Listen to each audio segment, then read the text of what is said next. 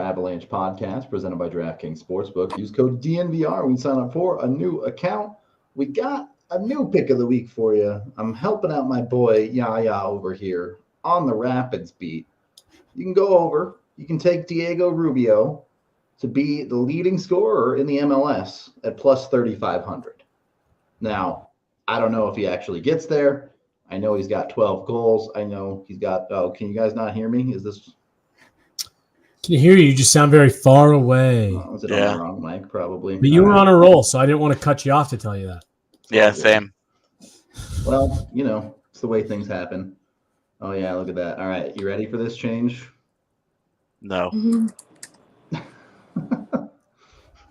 Oh, hang on. I might not be able to find it. I might have to plug in this mic again. Anyway, we're off to a great start. Well, I Poorly shot.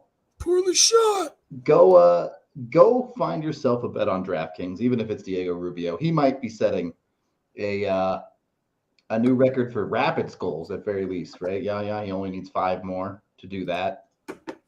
Correct. All right, so at least got that going. There's a million other bets on DraftKings too. All right, let's see if this fixes it. Go over here. Go. Oh, I bet it won't. All right, we might have to come off the screen for a second here, fam. But what we're talking about today is NHL drafts and grading them. Jesse, I know you came up with this topic. If you want to tell the people about it. Yeah, well, so I love to take credit for things, but I actually can't take credit for this one. This came to me in a DM at Tom. Holy smokes! At Tom Mercury 11. Got my DMs a couple days ago. They were saying, "Hey, I don't know the best place to give show suggestions, but." And they sent it to me, and I thought it was a great idea. Pitched to all you guys here for a nice little free skate Friday. And so basically, yeah, what they were asking us to do is, hey, every year on our draft coverage during the drafts, everyone says, well, we can project, but you won't really know what this draft looks like, what these players look like for 3 to 5 years. So they said, can you go back and look at some drafts 3-5 plus years ago and just kind of see how those drafts have aged, how those picks have graded out? So yeah, we're going to do some draft grading. We're going to go back in time and see what happened. Yeah, we're doing everything we can to avoid having to draft tailgate preferences and all this other stuff that the other beats are having to get into in their off seasons. We're at least drafting hockey things. Yeah, I mean, we're so far we're staying on hockey. The question is how long we stay there, but we at least start in that headspace. I mean, we've got less than a month to go, right, before preseason stuff starts happening in camp. So we could make it, maybe. We'll see. Did you guys talk Kadri yesterday? A little bit. I figured you would have something to say, though. I don't know. People were talking about on Twitter. I'm not really sure. He was trending the other day. I don't even have Twitter. No, I really don't have a ton to say on Naz. I mean, look, we kind of beat this into the ground. Now we have the official numbers. It was kind of what we had talked about. It was a team that came out kind of at the last second that you knew had been sniffing around. Look, everyone talked about it yesterday all day on Twitter. I'm happy for Naz. Like, that's money that he earned.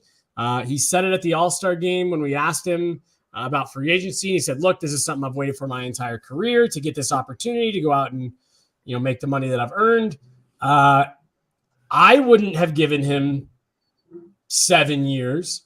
7 mil. Sure. I don't know. He had a great season, Stanley Cup champ. I don't think many people were that surprised by the dollar figure, but I just, I wouldn't have done it that way, but good for him. And I hope he does really well there. And AJ, I saw your tweet yesterday and I couldn't agree with you more. For their summer starting with losing their 2 best players, not bad. Not a bad finish for the Flames. Pretty good pivot. Yeah. But no, that's about it. Yeah, Good for him. People were asking me about it the other day, and if you put together all of our offseason Kadri coverage, we probably have like 8 hours of us talking about Nazem Kadri this offseason. So you could go back through and find our thoughts on it. The situation really hasn't changed much over the past 3 weeks, other than it just ended up being Calgary instead of New York, which we talked about yesterday. So yeah, no, it was good deal for him. Again, AJ, I'm gonna steal one of the things that you put out in a tweet yesterday. 4 or 5 years from now, we'll see how Calgary's feeling about that. But I think Calgary's feeling good. I think he's feeling good.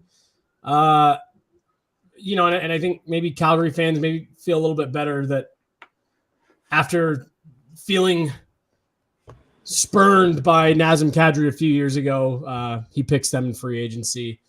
Fun little turnaround for them. So I think everyone who's involved is happy for now, which is all teams are looking for. Happy for now. That's always the secret. For now doesn't last long a lot of the time. Okay, so we wanted to get into the draft classes that we can grade. We're going to start with 2015 because as far as modern draft classes, that's where you have to start. It's the Connor McDavid draft. It's the biggest top end of the draft in this era. Now, depending on how you feel about this coming one with Bedard and Michkov and Fantilli, you could say that one might rival it. But for now, 2015 is the big one, right? Well, 2015, where 2015 separates is that it's not just the guys at the tip top, but if you were to redraft that entire draft, you might get 30 first round picks. Yeah, that should be first round picks. Yeah, it is such a deep draft class. It's incredible how good it is, how many good players come from it. I mean, and the thing is, you're still seeing guys rise from it. Troy Terry just broke out last year. Mangiapane, Anthony Cirelli, Kirill Kaprizov, Rupe Hintz are all guys who were taken later in that draft that are really in the midst of breakouts here.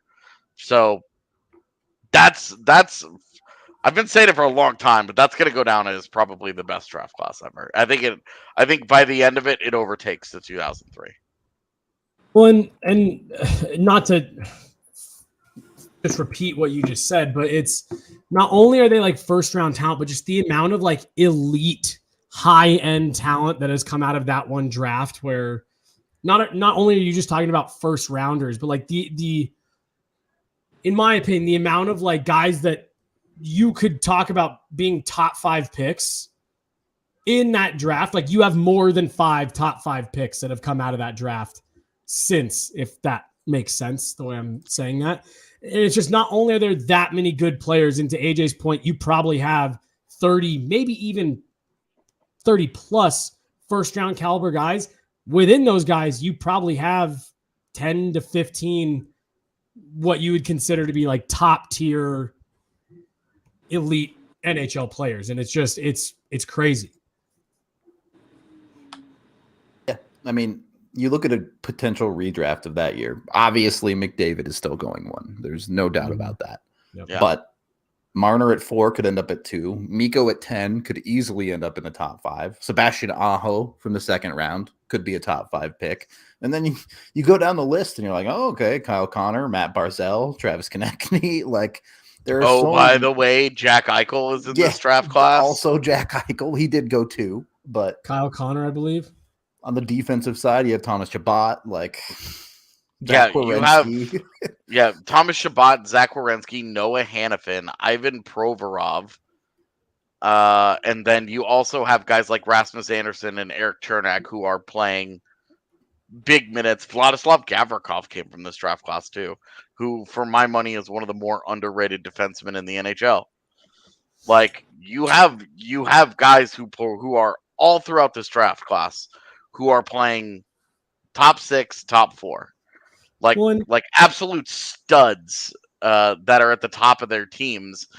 All the guys that he named, and then you throw in a Kaprizov, you throw in guys like Jack Roslovic and Connor Garland, who are playing big roles on maybe lesser teams, but still, like, they're getting those minutes. And a guy like Rupe Hintz just had a big time breakout year. He had a 72-point season. He scored 37 goals last year. And Rupe Hintz might be like the 25th best player to come from that draft. Well, and even a guy like Dylan Strome, who he's at 3, and he's probably the one that you would say would fall quite a bit. But like even him, dude scored 20 goals last year. And just to your point, AJ, there's so many of these guys that have already been elite, but just in the last year to 2 years, you've seen a bunch more of these guys maybe not take that same step.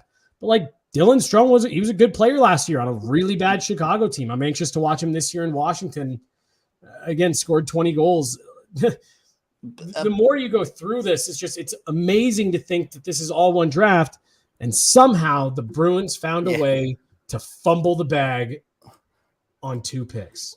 I mean, 3 really. It's a well-known story that they did not want to make those picks, right? They were trying to move up, but they didn't have to throw them away though.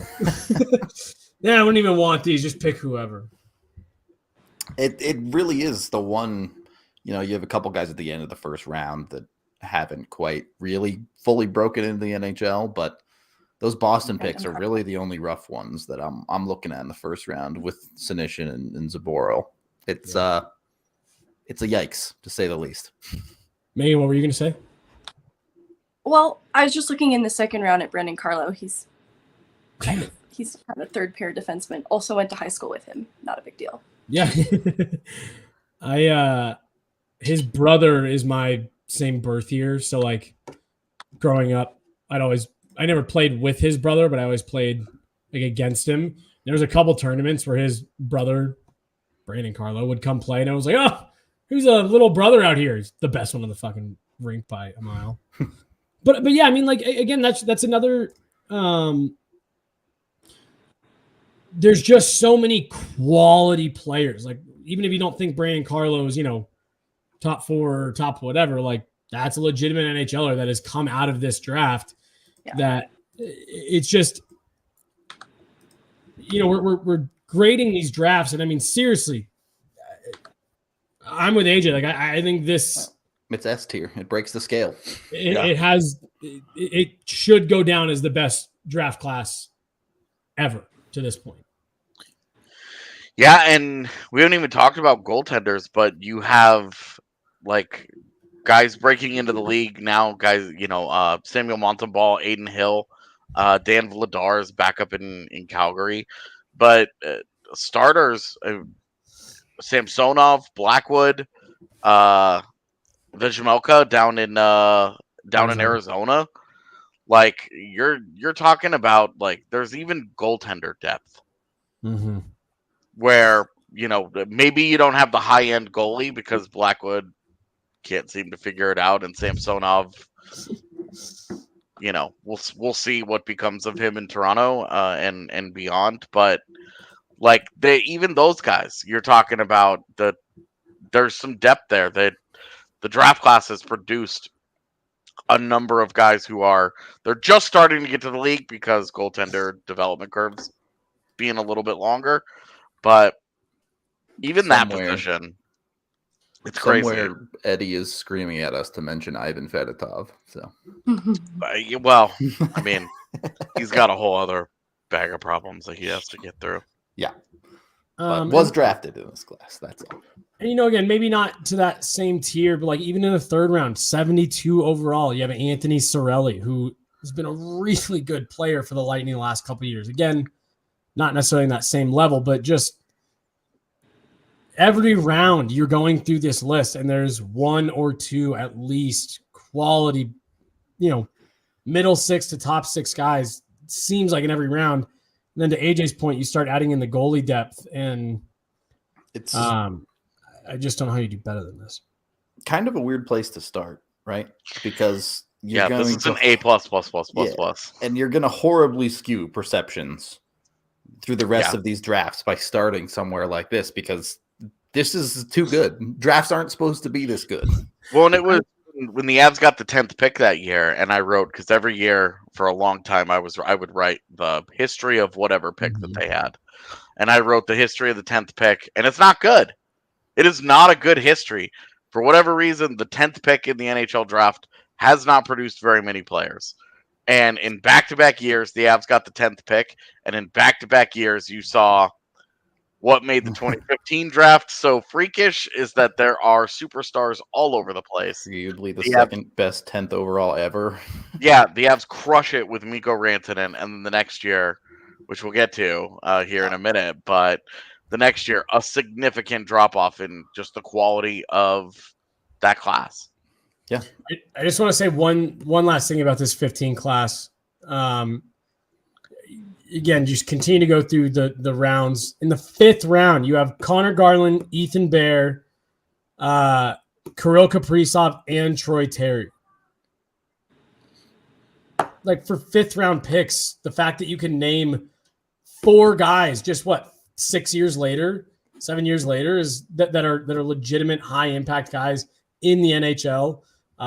All-stars, all that stuff. Like you said, maybe this is a bad place to start because I just don't know how you build on that. I mean, the 6th round gave you top 4 defensemen in John Marino and Vladislav Gavrikov and 30 goal scorer Andrew Mangiapane. Right. Who was a second-time entrant that year, by the way. Really? We mentioned Kyle Connor right at the very beginning when we were talking about this. I think the impressive part is how deep it is, too. You mentioned the big names, but you have a Rudolph Balcers. You have an Adam Gaudette from that 5th round, too. Like 33% of the picks in the 5th round became everyday NHLers. Well, and that's the thing that we talk about, right? That you can you can lose sight of this as a fan when you're watching closely and stuff. But once you get to a certain point of the draft, and it's usually a lot earlier than people think, you're just hoping to get an NHLer, and then we'll go from there. Hopefully, they can turn into a goal scorer or whatever role you're looking to fill. But if you're being honest, that part of the draft starts at the 2nd round. It starts about pick 40. Yeah. I was going to say that and I want to say, it's earlier than most people think or realize. Everyone, he's a 2nd round pick. Oh, they're this. Oh, they're that. It's like, yeah, you just want to get them to the league and have them stick somewhere. And Tyson Jost at 10, it feels bad because it's at 10. And again, we're going to get to that draft, but if you draft Tyson Jost in the 3rd round and you get what you got out of him, you are so stoked that you got that out of a later round pick. And so to your point, Rudo, the fact that 5th round, you can look at just a quick glance, roughly a 3rd one without digging in anything. And these are names that I know because they are NHL regulars in the 5th round, just tells you how deep. We talk about deep draft classes. This is, again, may end up being the deepest ever. Yep. All right. That whole segment was brought to you by DraftKings Sportsbook. Must be 21 or older, Colorado only. Other terms, restrictions, and conditions apply. See DraftKings.com/sportsbook for details. Of course, if you have a gambling problem, call 1-800-522-4700.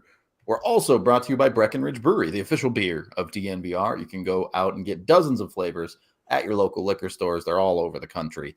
You can also go to breckbrew.com to find a local liquor store near you that has whichever flavor you're looking for, and check out a lot of the Breck Brew merch. Second period of the DNVR Avalanche podcast presented by DraftKings Sportsbook. So let's get into, certainly for the Avs, the direct contrast of the 2016 NHL draft. Now, that's not to say it's a bad class. Obviously, Austin Matthews, certainly an elite talent at the top of that list. But even by picks 2, the way Laine's career has taken the trajectory that it has, yes, he's still a very good NHL player, no doubt, but he's not truly elite, it feels like, anymore. Obviously, continue. Pool Party, Juolevi. This draft has some significant blemishes compared to 2015. Yeah, and where we're starting to see a little bit of success is some of the later guys that are up and comers. I mean, we talked about Jesper Bratt and the way that he's kind of broken out. DeBrincat in the second round. This was the draft class that gave us Adam Fox and Sam Girard in rounds 3 and 2, respectively. Tage Thompson just had the big breakout in Buffalo. So, like, it's been a slow burn for this class. But really, if you're looking for elite players, it's Matthews, it's Kachuk, it's McAvoy. And then after that, there's a drop off. I guess it's Fox too. I would also include Fox. Mhm. And then there would be a drop off into another tier where you have Line A, DeBrincat, Keller, Dubois, Bratt, Sergachev, Girard. I guess if you wanted to put Chikrin in there, Jordan Kyrou, those kinds of guys, like that's where you're headed with that draft class. It's got a couple of like next level stars, but it's really it dries up really quickly. Mhm. And so far, there's only been one goaltender of real note, and that was Carter Hart. We'll see how that continues to go. That's also the draft class that gave us Connor Ingram, so that guy could be.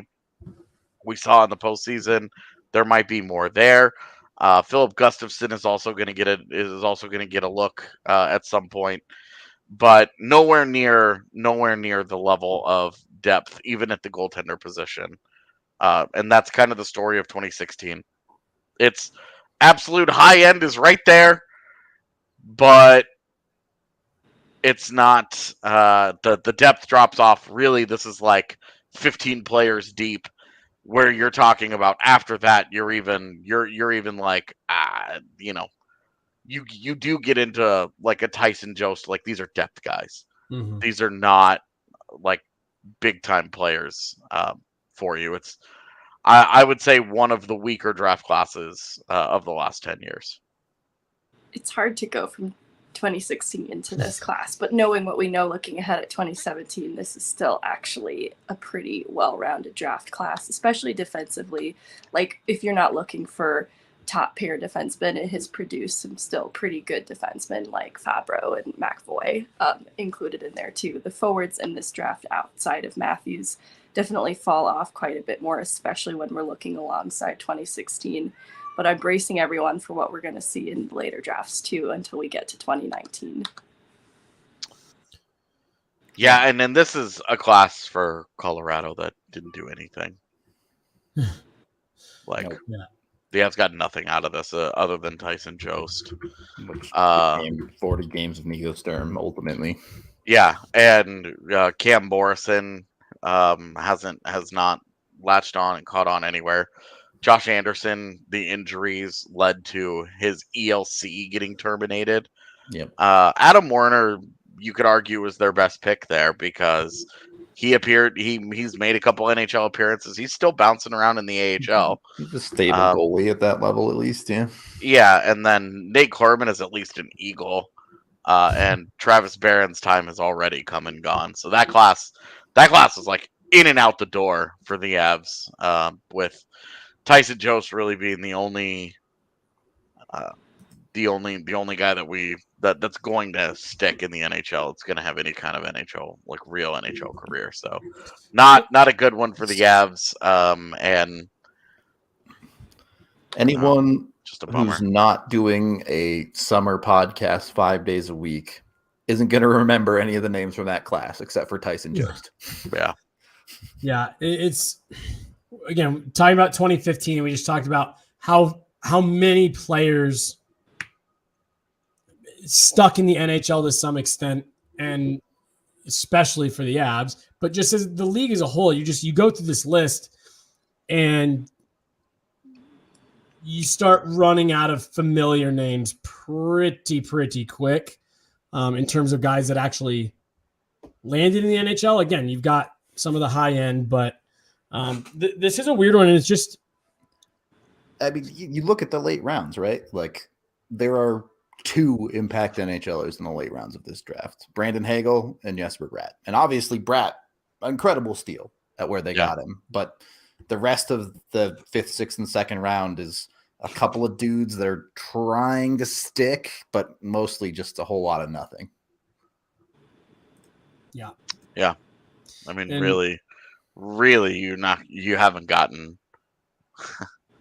and the thing with Brandon Hagel too is that right now that guy is very much a flash in the pan. Yeah. Where Well, he had the one good and look, he was drafted in the 6th round, so it doesn't really matter if he ends up being if you get the next 100 Blake games Coleman or out of a whatever, guy in like, the 6th round, yeah, you've killed it. yeah, you've done a good job, but you really do, like, you look rounds 5, 6, 7, and you're just like, oh my god, there's nothing here. Yeah. Well, and like it is so funny, just the difference, because like it's not like teams started developing these prospects different from one year to the next, right? Like it is just so funny how you can have such a stark contrast. And we talk about this a lot, at the pro level of any sport. It's not just about like the work that you put in. Like you do have to have like just a natural baseline of ability to then stack the work on top of to get to that level. And it is just so funny when you go back and you put, again, a draft class like this unintentionally, right up next to the 2015 to compare them. And it is just, they're just, the quality of player just wasn't there. We haven't mentioned Mikhail Sergachev, who was 1 pick ahead of Tyson Jost, who turned into a good NHLer, top 4 guy for Tampa. But it is just so funny. And like AJ, I remember when we would do the draft shows and there'd be times to be like, yeah, this is a bad year to be bad.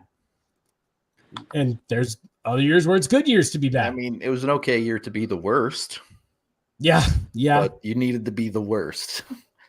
Yeah, because even, I mean, that top 10, you're looking at the top 10 and you're saying, okay, impact player, top 4 defenseman, top 6 forward. You've got Matthews, Laine, Dubois, Tkachuk, Keller, Sergachev. And Keller is like, I almost feel like I'm being a little generous there, because where would Keller be on a really good team? Right. And like Dubois is like up and down at best. Yeah, like Dubois is like fine. He's got a couple 60-point seasons under his belt, so like he's a fine, like, middle, like a second line guy. But that's really like you're like Tkachuk is a stud, Matthews is a stud, Laine is still just too one-dimensional, Sergachev is a second pairing guy in Tampa Bay. So you're talking about like actual like leading guys here, like tip top guys. It just wasn't the year for it. Well, we got to put an actual grade on it, I guess. I'm gonna give it a C.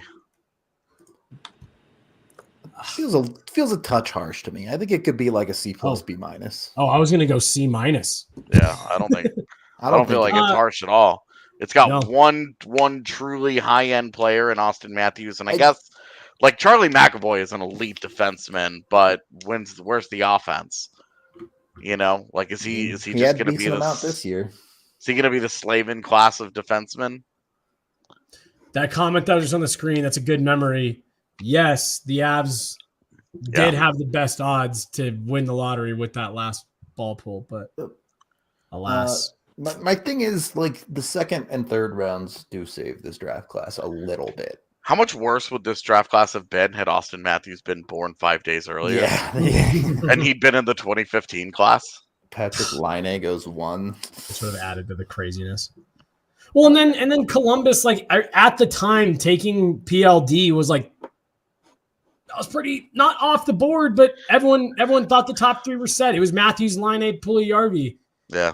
And I remember being so annoyed because I was like, why wouldn't the Oilers? It was good to see the Oilers get a nice stroke of luck there in the draft, huh? And I mean, it's ended up kind of being a wash. When a Finn didn't want to draft a Finn, some alarm bells going off in your head. That's so funny. Yeah, I mean, Rudo, I cut you off there as you were making a point, but you are right. The 2nd round in this draft class actually ended up being pretty solid. Yeah.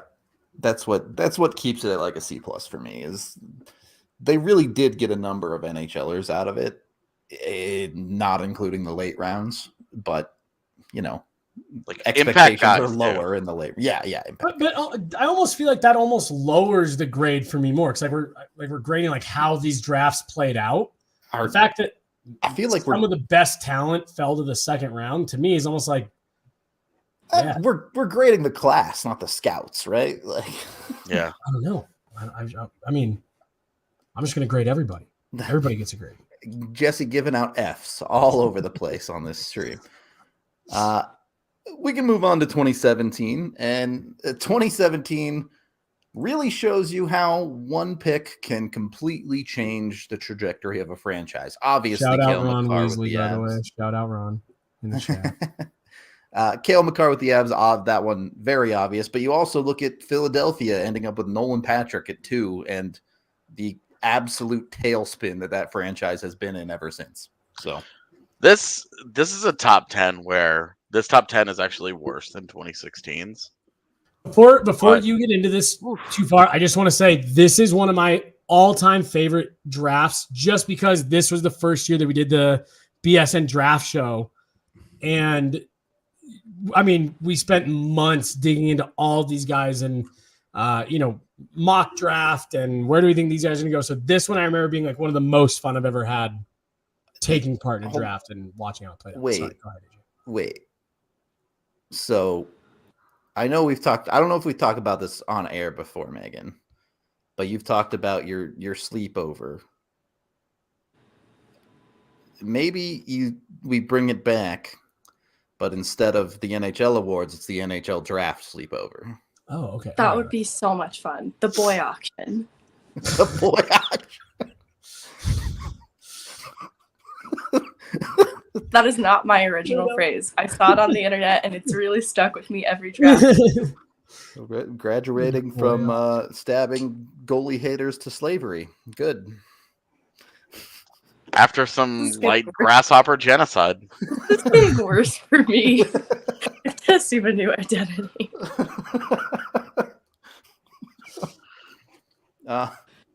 Anyway, definitely down. I'm definitely down for a lock-in at the DNVR bar for the next draft class.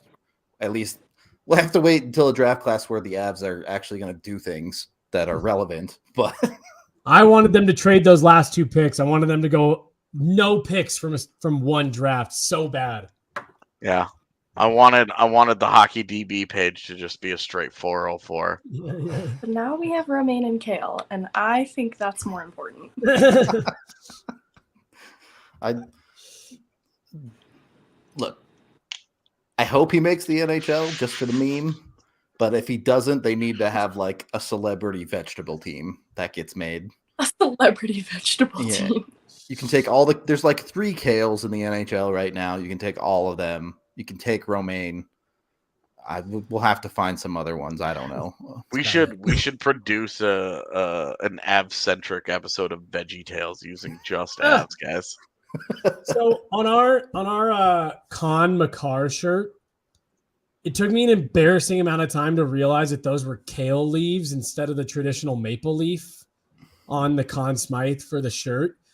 When I first saw it, I was like, did D-Line not look at what the trophy looks like? I was like, what the fuck? And then the second time I looked, I was like, oh, those are leaves of kale. How cute and so clever. But when I first saw it, I was like, that kind of looks like shit, but I'm not going to say anything to him. And now that I know what it looks like, it looks fucking dope. It's fucking great. It's a great shirt. I think it's on sale right now. I think it is on sale right now. Yep. You can get up to 90% off on select items at the DNVR locker. On the Avs side of things, you can get the Carry Me Home shirt for just $20. A handful of other ones on sale. I believe the Landy 8-bit, the Con Makar, and there's one other one. It might just be the normal championship shirt, I think, that is on sale. But go take a look at the DNVRlocker.com. We got all sorts of other shirts, too, if you're into Broncos, Nuggets, all that good stuff. I don't know. I get Nuggets are gonna have a hard time promoting this from Serbia. Eh? They're probably asleep right now. So go show their stuff some love. Anyway, 2017 draft. As much as the Avs only care about Cale Makar, there's a lot more to this draft than just that. Obviously, the top end, Nico Hischier is a good player, but isn't going close to one in a redraft with Makar and Pettersson right there. And then you go down the list of guys that it's just a weird draft. It's a little bit all over the place. Well, I mean, you really like the first 5 picks, you get 3.5 franchise players. Yep. Still counting. I'm still counting Pettersson, Makar, Heiskanen. Those are my 3 franchise. I think Hischier's like that half a franchise player, where he's very good. But it's a good thing they got Jack Hughes. Nolan Patrick, I'm always gonna feel bad for because for sure. So many of his problems have nothing to do with Nolan Patrick. Yeah.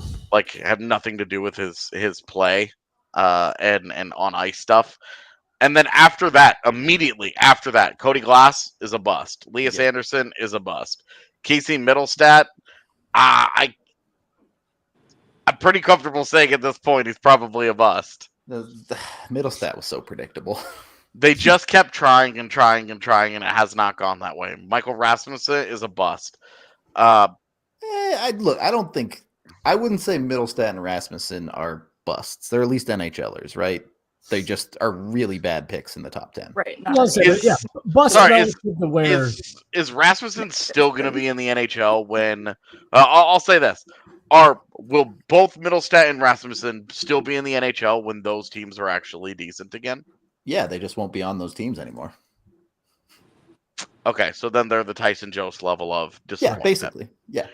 I think the answer is no. I think that as soon as those teams find any kind of warm body to be any level of decent, they're gone and they don't come back. Well, that's asking a lot. I was going to say, because and like AJ and I, we got into a very heated argument about this type of thing earlier this year, and I'm not going to get back into that. But to me, I think you can be a bust relative to where you were picked. Yeah, totally. Not necessarily that you're not an NHL or bad, but like, yeah, when you look at this, it's like, yeah, Casey Middlestat at 8, like that's a bust. Like that's a bust of a pick.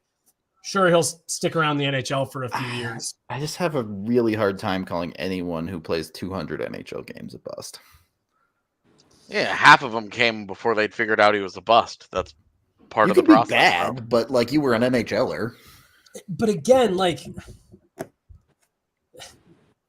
you can be an NHLer and still be a bust at like. I think Tyson Jost kind of walks that line a little bit. You took him 10th overall. They were projecting a certain way, and they never end up getting there. It's kind of a bust based on what you were expecting out of it. Doesn't mean they're bad. Doesn't mean they're bad people. Doesn't mean they won't stick in the league. No, it does mean they're bad people. They're actually the worst. No, it's regardless, like Middlestat, Rasmussen, Owen Tippett at 10, like maybe Owen Tippett gets second life in Philadelphia where he can actually play. But then after that, like you get into some interesting guys. I think Velarde is probably going to be closer to a bust when it's all said and done.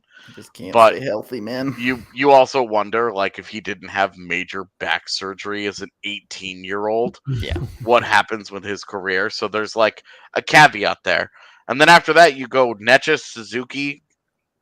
Those are great picks. Yeah.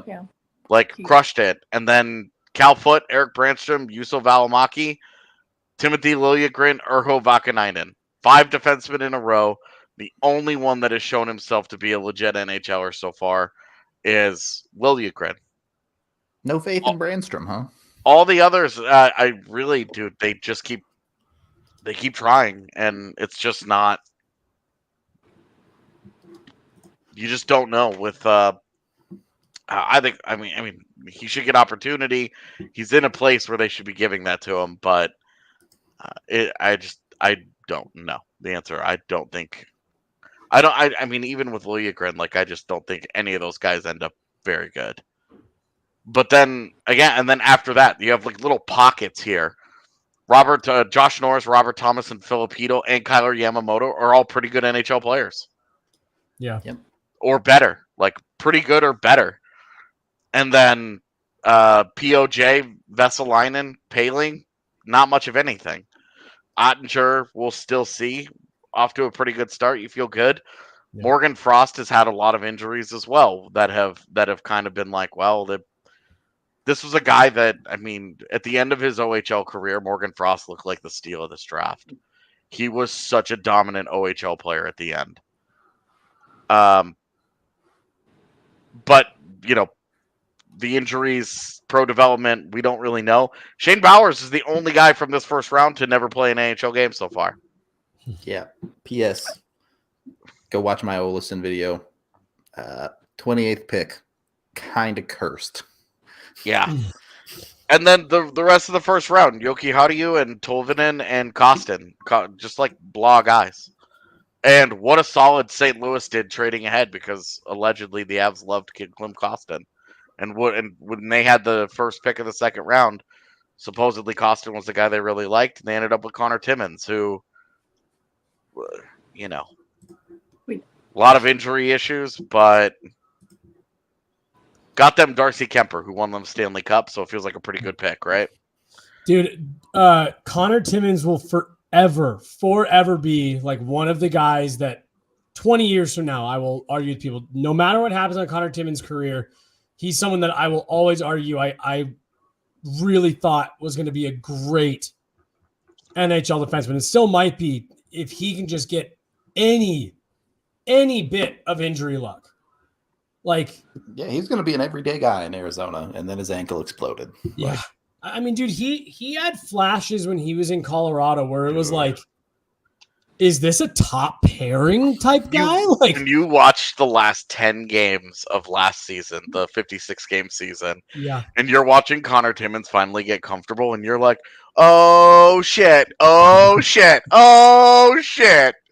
And, like, we go back into that Vegas series where the Avs fell apart, and you're watching, like, rookie-ass Connor Timmins. Be their best defenseman. Dragging around Patrick Nemeth and shit. And is like if you go into statistically, you look at it, he treads water. Like, he's right around the break-even mark in the fancy stats, while Ryan Graves and Patrick Nemeth are getting absolutely crushed. Yeah. And Connor Timmins is, you're like, could you use better from Connor Timmins? Totally. But wow. I was actually thinking about it before we started the show. One of the what-ifs that will go down in my mind is, what if the Avs just sign Grubauer, they keep Timmins, the Josh Manson thing probably doesn't happen at the deadline, Timmins is probably in that role, and they're looking at a defense with Connor Timmins and Bowen Byram and all the other, you know, and Sam Girard and Devon Taves and Cale Makar and Eric Johnson. Like, you're looking at, like, they've got a legit, like, 3 down the left, 3 down the right. And it's just like, oh, that could have been such a fun defense to watch. Yeah. And is it, like, as excited as I am about Josh Manson's time in Colorado and as great a fit as he was, you do look at that and you're like, take out Jack Johnson from the lineup, put in Connor Timmins. Well, dude, so again, this was the first year that we did the real big, robust draft show. So I remember Timmins was a guy that we had talked about as a later round guy, someone that we liked. I thought for sure that guy was going top 20. Yeah. I mean, I think when we mocked it out, because you, me, and Dre, I think did 2 or 3 mock drafts, like and I think he was a first rounder every time. We had a couple of different draft guys come onto the show, and they all thought he were first rounders too. Yep. And I just remember you and I, like, and we've told this story on multiple pods before, but that training camp, you and I just kept laughing. You're like, oh, what if Timmins sticks? And with every round of cuts, Timmins just stayed longer and longer. And every preseason game, he got more minutes and more minutes. And it went from a joke to we were like, holy shit, this second round kid just might stick on this defense. And I think he ended up being the last cut. Yeah. And but I mean, they outwardly said, like, we were looking for every reason to keep him around. And then obviously just all the injury stuff starts happening. I appreciate all Timmons love. We do have to grade this draft class and get through the rest of the Avs picks, which nothing came of the rest of this draft for the Avs. I also did want to say this about the top as we're starting to talk about grades and stuff, because I just remember this being the first draft class, especially compared to the 2 previous years, where leading right up to draft day, really 1 through 4 was pretty kind of up for grabs. Like, people didn't really know. There was some light chatter that does New Jersey take Cale Makar because he was rising late and so fast. Does he stay at 4?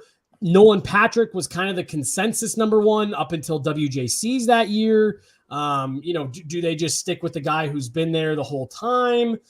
And there was just a lot of, I remember it was disappointing for Avs fans with them falling to 4, but I actually remember us having the conversation like, look, they're probably in the best spot here because you just take of these 4 guys, whoever's left. And I remember one of the draft, I don't remember who it was, one of the draft guys that I believe we had on the show right after said, the Avs took the best player in the draft. Cale Makar will be the best player from this draft. And they didn't have to make the decision. He was just there for him.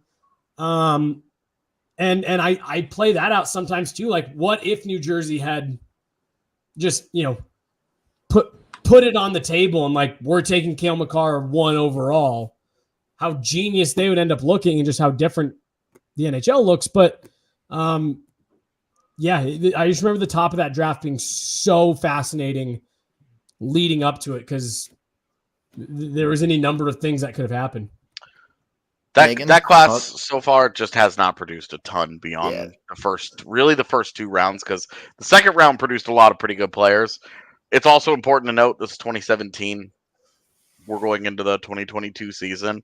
This is when this class should really make its big move. This year should be the big move year. Megan, any thoughts on the Avs guys or the rest of the draft? This one I gave a B-. Okay. That's pretty solid.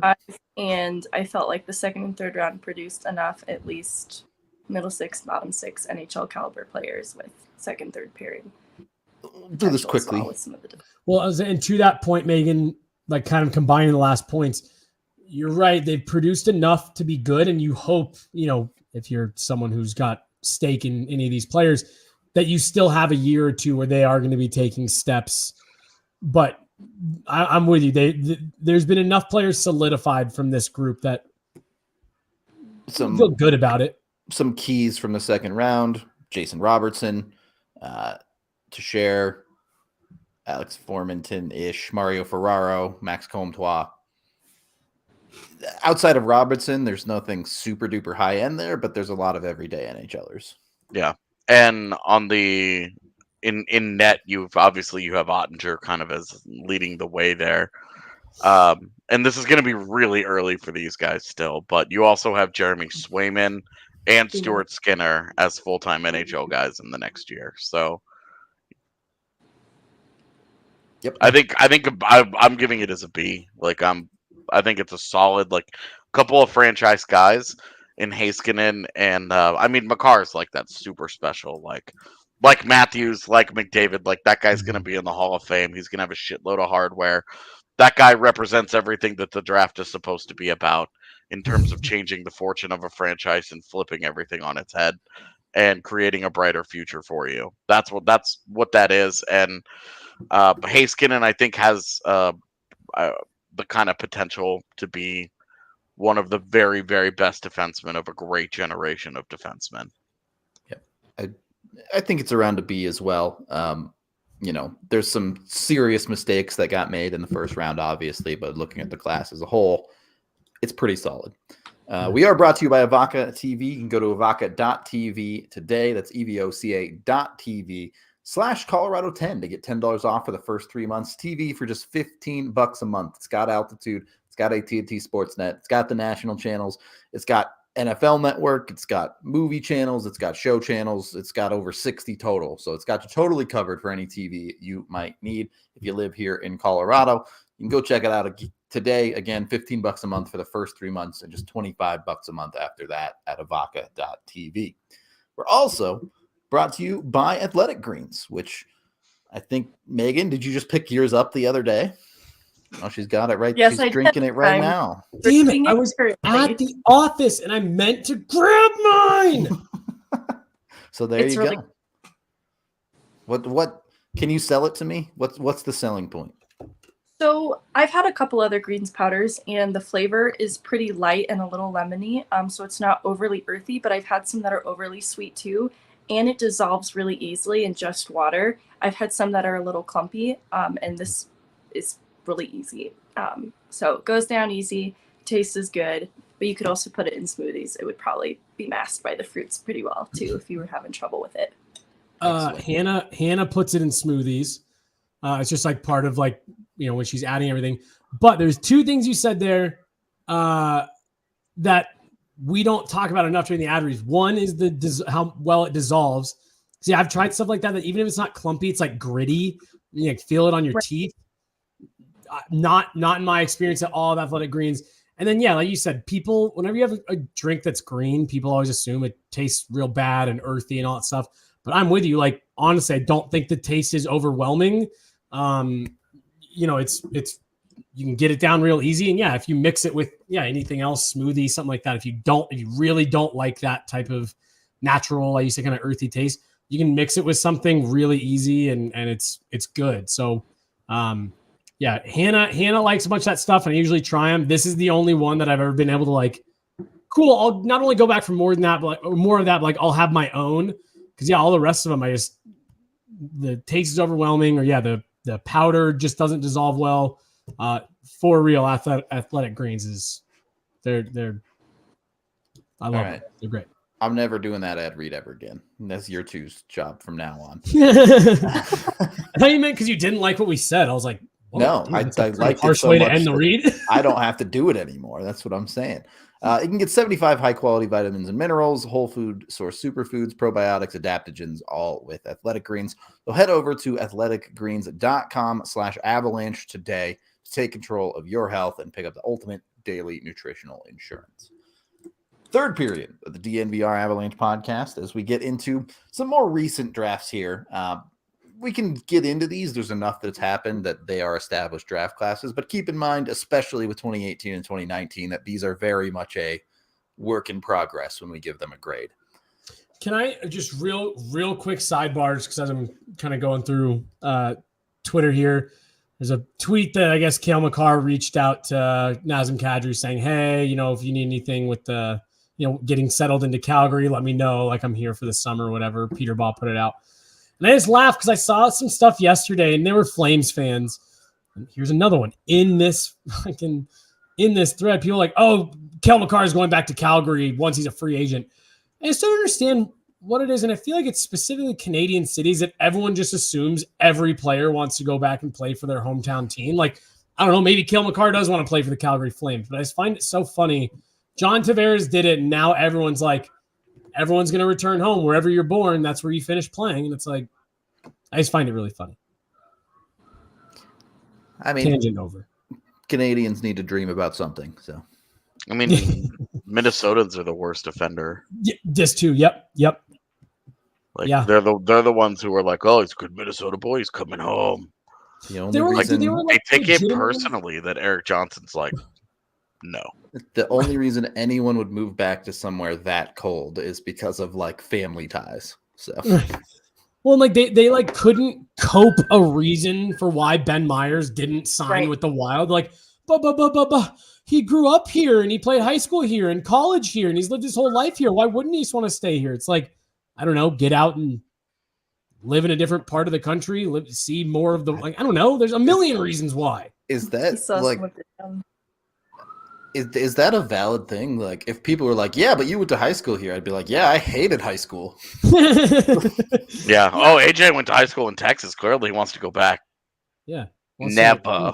Work covering the Stars. It's just, again, John Tavares did it. And like, there's a couple other examples of like guys at the way end of their career. I mean, Parise and Suter was the big one. Yeah. When they both went back to Minnesota at the same time and cited like, oh, I'm going back home as like a big thing for them. Then it was like, it was on. Yeah. Back. Like even Johnny Gaudreau, like he's like, I want to be close to home. Well, he wanted to go back to Philly, but Philly had fucked up their situation so badly they couldn't make it happen for him. And that is the other thing too that I've just seen some people talk about.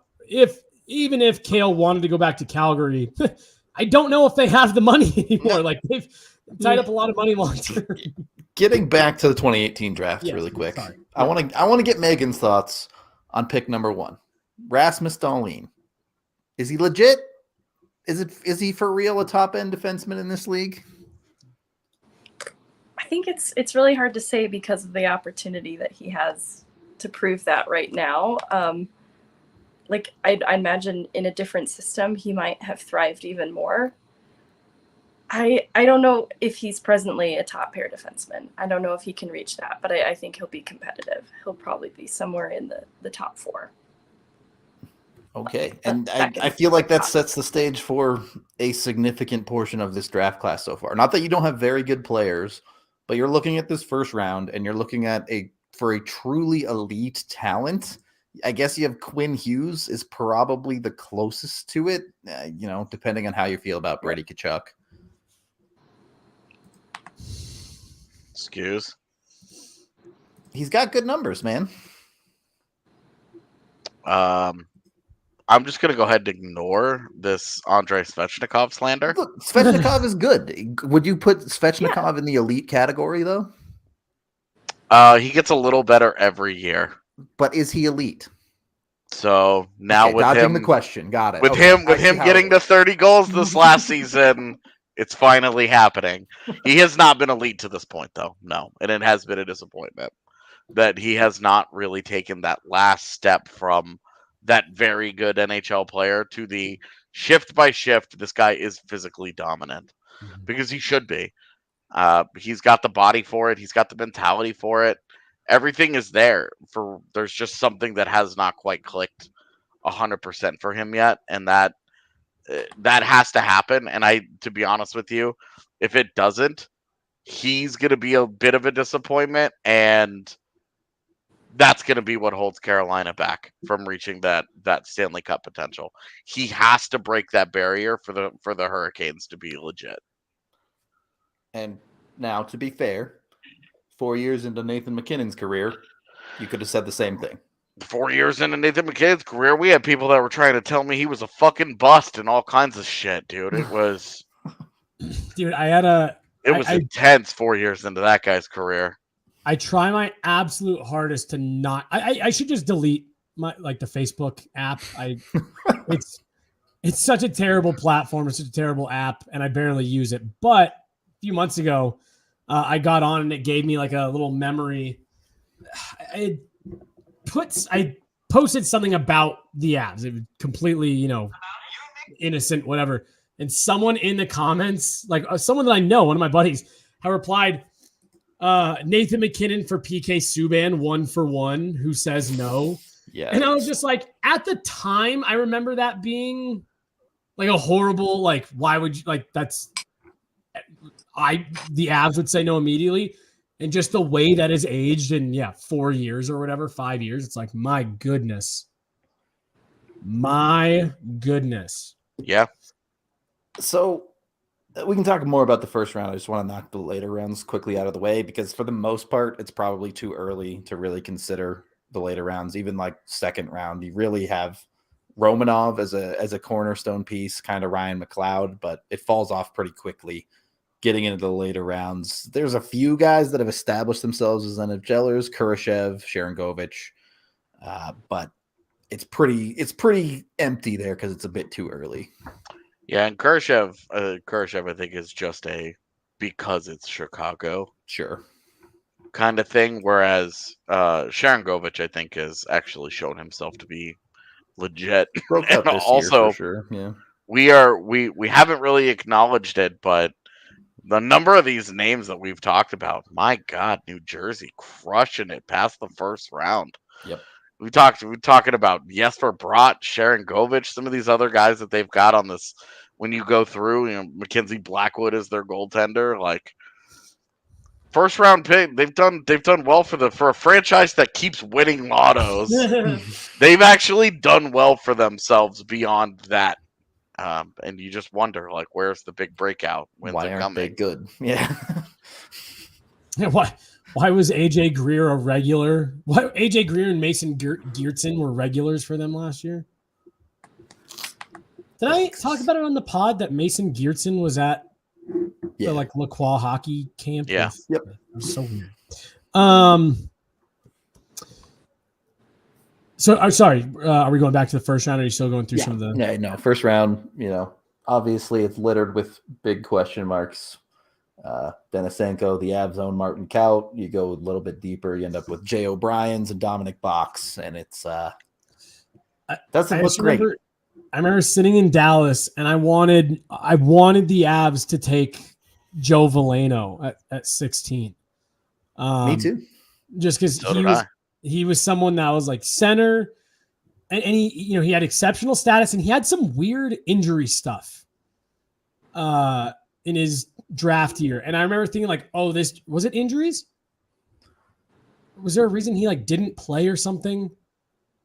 I don't remember anymore. Yeah, I think he had like a wrist injury at the end of the year, if I remember right. All I remember from his draft year was that he couldn't score goals, and so it was like, what's going on here with this guy that can do seemingly all these other things, but he can't shoot?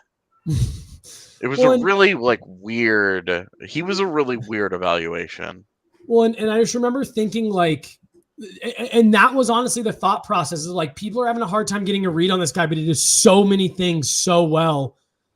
Take him at 16 and plan for him to be a center, play up the middle for you, down your lineup, whatever. And he hasn't really. He played 66 games for the Red Wings last year, 15 points. I mean, he hasn't really turned out either, but I just remember there being a few of those guys, and even a guy like Martin Kaut had all the question marks because of the heart trouble in his draft year. I just remember there being guys here in the back half of this, that had some really weird question marks. Ryan Merkley's another one that was on a lot of teams' DND list. Do not draft, not because of his play on the ice, but because of reports that had come out of some of the junior teams that he had played with, teammates that he had played with, his interviews, stuff like that. That is the only guy that I have ever talked to certain scouts around the NHL, and they wouldn't talk about it. Oh, really? I would try and have a conversation, and they would just be like, we're not going to get into it. He's on our D&D list, and that's all I'll say. And it was like, what happened with this dude? Like, it went way beyond, like, he could just be a jerk. Right. Haha. Right. I mean, dude, he had he was a top 10 talent, at least top 10. And no one thought he would go in the first round because of the way that teams talked about him in his interviews and all that stuff. And that I remember being a pretty off the board pick at 21. And we were all surprised because it was, where's he going to go was such a huge part of that. Like, who's going to take the chance on him? Where's he going to, because we were expecting like maybe late first. One of the teams that had multiple first rounders or, teams that were willing to take big character chances, like a St. Louis or an Anaheim, which is just like, oh, a talented defenseman fell to us. We must draft him. Right. Okay. I even remember there being talk of him falling out of the first round altogether. Is this going to be a day 2 guy because of the way that it went? And I do just remember there being quite a bit of not controversy, but just a lot of stuff up in the air. And then also, we thought the Avs were making a trade at 16 because the clock ran out. And they just never came up to the table. And I asked Joe Sakic after. It was like me, AJ, and like one other guy. And I was like, so what happened? Were you guys like working on something? Was there something? He's like, oh, no, they told us it was a commercial break, but it wasn't. And so we just sat there. And then Everyone told us we were supposed to be up there. Yeah, he was like, there was a video that was supposed to be playing. That's right. Yeah. And so we were waiting for the video, and we had, because like you and I were sitting there watching the table. They're not making phone calls. They're not talking to each other. They've made their decision. Like whatever was going to happen, they were good. They were just sitting there. Yeah, but they didn't look like they were about to get up. That's what was like. They were just chilling. Clues added up. You're like, they seem pretty settled into those seats. Like they're not going to go up there, but they haven't been on the phone and they're not really talking with each other. Like, I don't know what's happening. And they were like looking around, and then like randomly one of the NHL people walks over and is like, "So, what's up?" Minutes ago. Let's bring it back in. Let's get some grades for 2018 draft class so far. I'm gonna give this one a B+ entirely because the defense of it is off to a really good start.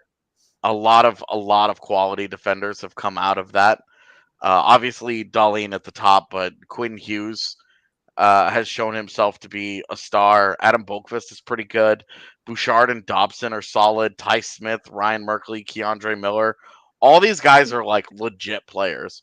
Rasmus Sandin in Toronto. It hasn't gone well for Philip Johansson in Minnesota. That was like the weird thing is like the second that pick was made, it was a bust. Yeah.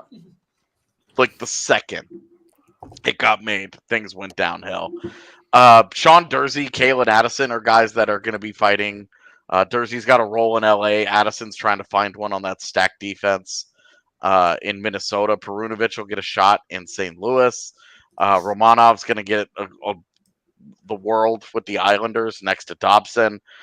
Fahervery is good in Washington. Like a lot of dudes from the defense, and so that's what's really carrying this class for me is that already this defensive class is good, and there were like 400 goalies taken that year.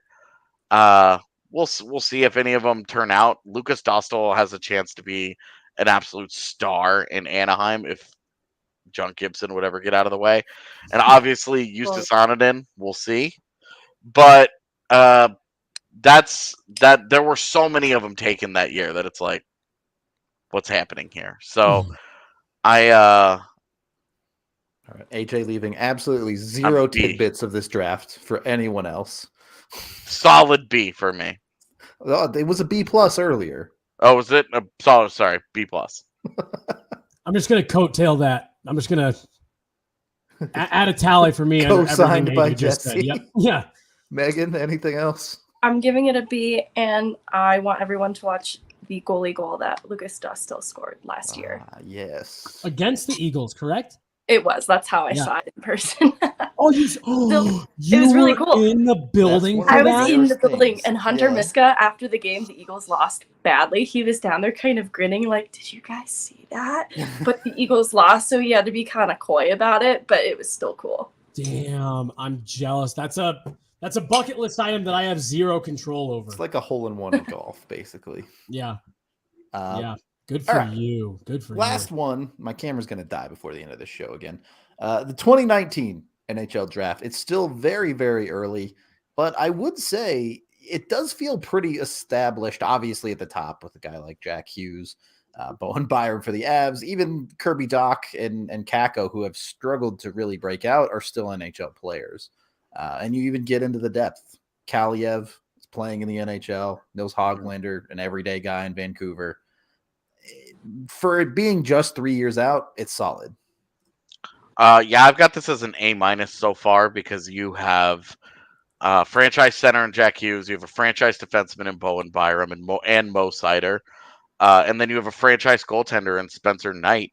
Then you also have really, really, really exciting young players throughout this first round. We're going to be biased towards Newhook, but you've also got Peyton Krebs is still trending in the right direction. Tomasino and McMichael are guys that are going to get bigger looks in their teams next year. Trevor Zegras is a stud. Matthew Boldy, I was absolutely fucking right about. He's another one I wanted for the Avs. like Dylan Cousins looks like he might be a pretty solid player for the Sabres. You mentioned Podkolzin. Cole Caulfield is an absolute. He's going to be such a problem in Montreal now that they have an actual head coach. And I think there are guys that haven't even gotten a chance yet that I think are going to be great, like Billy Heinola and Cam York. Peltier in Calgary had such a dominant AHL season. He's like one of the young players to watch. So I'm all about the 2019 draft class. I think even just that first round has produced some really good players. But I also think that there's a good chance that you end up with a couple more down the road. I am really excited about several of those goaltenders as well. So I think that's Dustin Wolf. It looks like a star in the making. We saw the one guy whose name I can never pronounce got playoff games in Carolina this year. So it obviously didn't go great, but he's trending in the right direction to even be getting that kind of look. And after a great AHL season. So for me, I love the 2019 draft. I loved it that year. I love it now too. Yeah, I mean, like you said, I think you can kind of use. You just look at some of the games played for these players in the 2019 draft, which, again, I think this is really kind of the first year that you can start analyzing this draft. We're a couple of years removed now. Several of these guys have played in the league, triple-digit games, stuff like that. And earlier, and just not enough of the first round is graduated to really make assessments. But for me, I just look at it, and even though I fully agree, I think that's true, where this draft class is at in terms of how much they've already had players logging games and production in the NHL, you sit there and to that exact point, Rudo, only more and more of these people are going to start graduating to the NHL full-time roles. We expect Bowen Byram to have a bigger role next year. They're only going to start getting more and more involved and more integrated as they come into their mid-20s. And given where it's at already, AJ, I'm with you. Like, you got to feel pretty good about where this sits 3 years removed from these players being picked. Yeah. The only major surprise so far is that Kirby Dach sucked in Chicago. That didn't make any sense to me. I don't get it. Hopefully Montreal gives him new life. Yeah, they can't screw that up any more than Chicago already did. And I, if anybody remembers any of our draft shows, I love Kirby Dach. So I think he could be such a stud. He was one that I was really.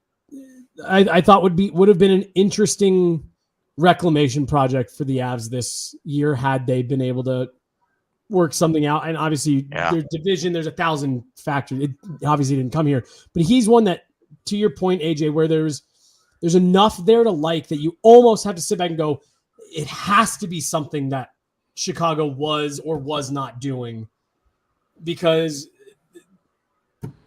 there was just so much to like when he got drafted. The size, the ability, the shot. I mean, everything is just. I don't think Doc was coming to Colorado after Cale Makar sent him into orbit. So, I mean, maybe he would have wanted to. He's like, well, at least if I'm playing with him, that can't happen again on national television to me. Practice, Megan? Maybe, but. I'm giving this one an A. Similar reasons from 2017 when I said I had a strong top 5. This is like a strong top 20. And it's still also throughout later rounds, second, third. It's promising. It's a limited body of work. We've only had a glimpse at them, but it's pretty strong overall.